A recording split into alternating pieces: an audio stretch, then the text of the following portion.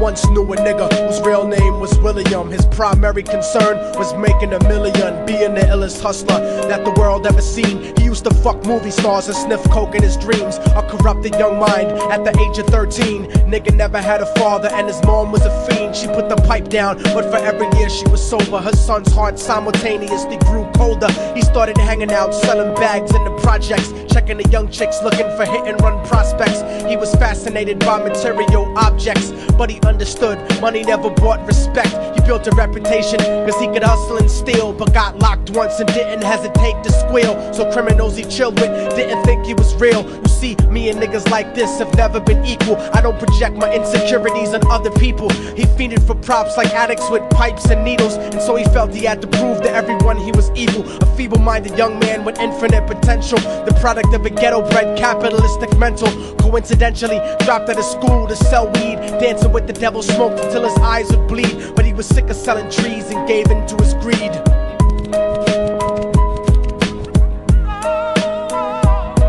Everyone tryna be trife, never face the consequences. You probably only did a month for minor offenses. Ask a nigga doing life if he had another chance. But then again, there's always the wicked that knew in advance. Dance forever with the devil on a cold cell block. But that's what happens when you rape, murder, and sell rock. Devils used to be gods, angels that fell from the top. There's no diversity because we're burning in the melting pot.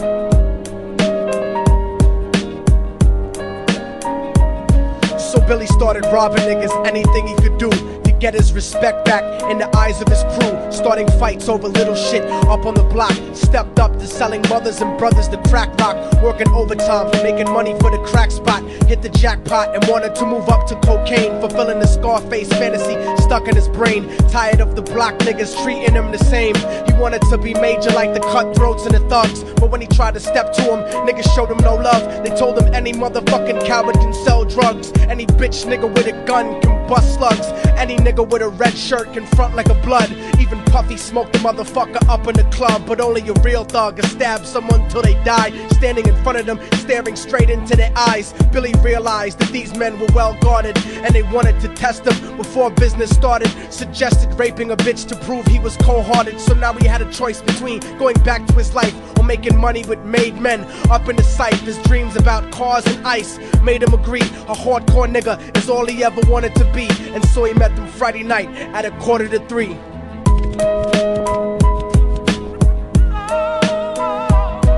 Everyone tryna be trife, never face the consequences. You probably only did a month for minor offenses. Ask a nigga doing life if he had another chance. But then again, there's always the wicked that knew in advance. Dance forever with the devil on a cold cell block. But that's what happens when you rape, murder, and sell rock. Devils used to be gods, angels that fell from the top. There's no diversity because we're burning in the melting pot.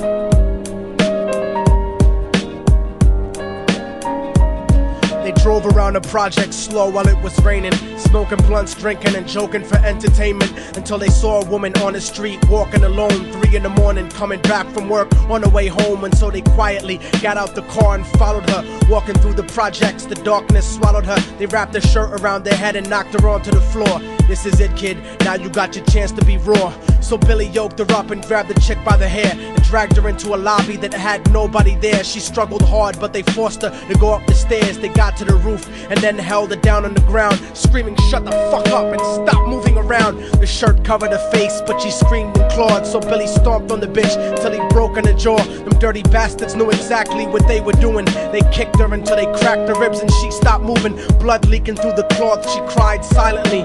And then they all proceeded to rape her violently. Billy was made to go first, but each of them took a turn, ripping her up and choking her until her throat burned. Her broken jaw mumbled for God, but they weren't concerned. When they were done and she was lying bloody, broken and bruised, one of them niggas pulled out a brand new 22. They told him that she was a witness for what she'd gone through, and if he killed her, he was guaranteed a spot in the crew. He thought about it for a minute, she was practically dead, and so he leaned over and put the gun right to her head. I'm falling and I can't turn back. I'm falling and I can't turn back. Right before he pulled the trigger and ended her life, he thought about the cocaine with the platinum and ice, and he felt strong standing along with his new brothers. Cocked the gat to her head and pulled back the shirt cover, but what he saw made him start to cringe and stutter, cause he was staring into the eyes of his own mother. She looked back at him and cried cause he had forsaken her. She cried more painfully. And when they were raping her, his whole world stopped. He couldn't even contemplate. His corruption had successfully changed his fate. And he remembered how his mom used to come home late, working hard for nothing, cause now what was he worth? He turned away from the woman that had once given him birth, and crying out to the sky cause he was lonely and scared. But only the devil responded cause God wasn't there. And right then he knew what it was to be empty and cold. And so he jumped off the roof and died with no soul. They say death takes you to a better place, but I doubt it. After that they killed his mother and never spoke about it. And listen, cause the story that I'm telling is true, cause I was there with Billy Jacobs and I raped his mom too. And now the devil follows me